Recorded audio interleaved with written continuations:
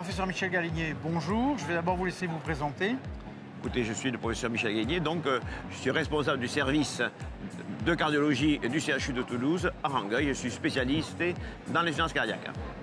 Et nous allons parler de l'étude de Paragon HF. Je crois que vous avez une raison supplémentaire, en dehors de votre intérêt pour l'insuffisance cardiaque, de parler de Paragon HF. Effectivement, j'avais la chance d'être l'investigateur principal de ce grand travail, qui est la plus grande étude jamais réalisée dans l'insuffisance cardiaque à fraction d'éjection préservée. Donc, alors parlons-en, puisque vous avez eu les résultats au cours de ce congrès. C'est une étude qui n'a pas obtenu le degré de significativité que l'on aurait souhaité, mais c'est une étude qui marquera quand même cette pathologie très complexe.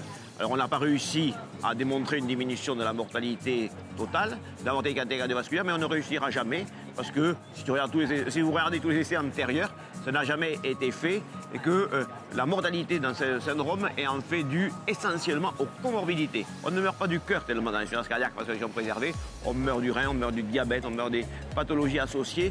Et si on voulait vraiment avoir un impact sur la mortalité, il faudrait avoir une intervention multifactorielle.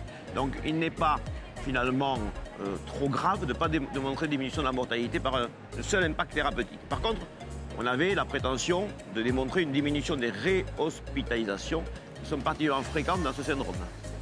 Donc les réhospitalisations, parlons-en justement. Et les réhospitalisations, elles ont été diminuées de 15%.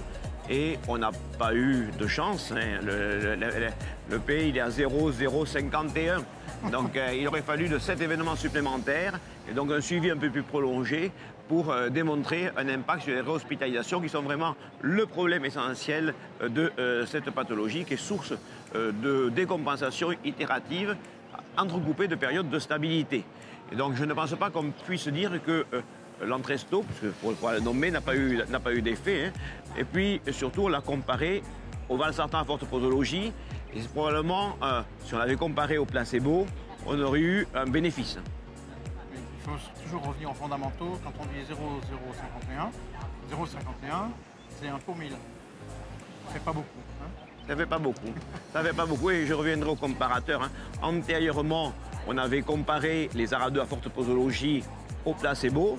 C'est le programme Charp-Fezerd qui avait retrouvé une diminution de 15% des réhospitalisations pour insuffisance cardiaque qui là encore n'était pas significative.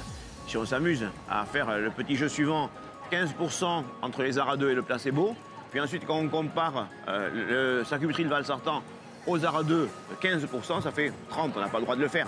Mais je pense que si on avait pris le placebo comme comparateur, on avait le droit, puisque tous les essais jusqu'à présent avaient été négatifs, on aurait été largement significatif. On ne l'a pas fait, parce qu'on voulait démontrer que le seul effet du sacubitril avait un impact à lui tout seul. On ne l'a pas fait parce que, comme c'est essentiellement des patients hypertendus qu'on a inclus, on aurait eu dans le groupe placebo trop de traitements annexes sur les bloqueurs sérotonine qui auraient parasité l'analyse.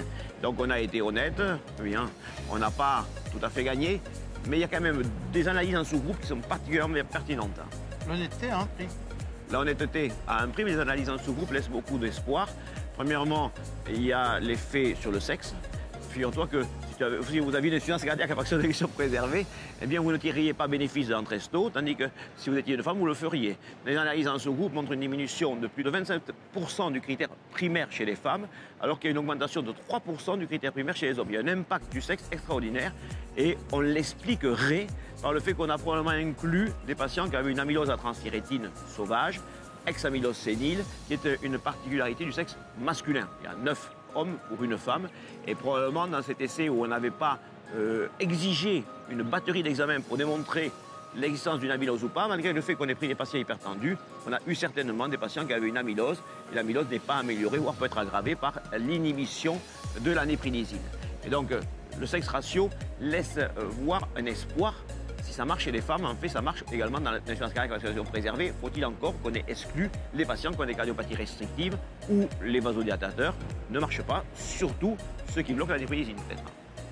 Professeur Galinier, pour conclure, qu'est-ce qui manque aujourd'hui en termes d'essais cliniques? Qu'est-ce qu'on a envie d'avoir comme nouvelles données? Après, il y a quand même quelque chose qu'il faut retenir de cet essai clinique, c'est le bénéfice potentiel du sacubitril/valsartan dans l'insuffisance cardiaque à fraction d'éjection intermédiaire, puisque la deuxième analyse en sous-groupe, ça a été en fonction de la fraction d'éjection médiane qui était de 57.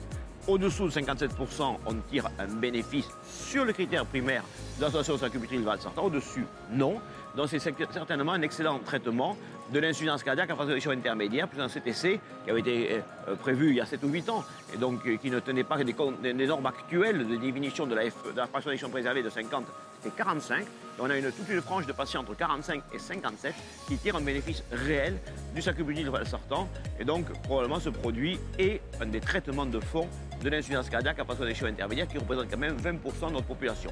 Pour l'insuffisance cardiaque à fraction d'éjection préservée, les espoirs se tournent vers des inhibiteurs du cotransport 2 sodium-glucose qui ont démontré dans DAPA-HF avec la dapagliflozine un bénéfice dans l'insuffisance cardiaque à fraction d'éjection réduite, mais dans le mécanisme d'action, en particulier diurétique, laisse présager un fort impact sur l'insuffisance cardiaque à fraction d'éjection préservée. Et donc, tous les espoirs sont tournés maintenant vers ces nouveaux concepts thérapeutiques.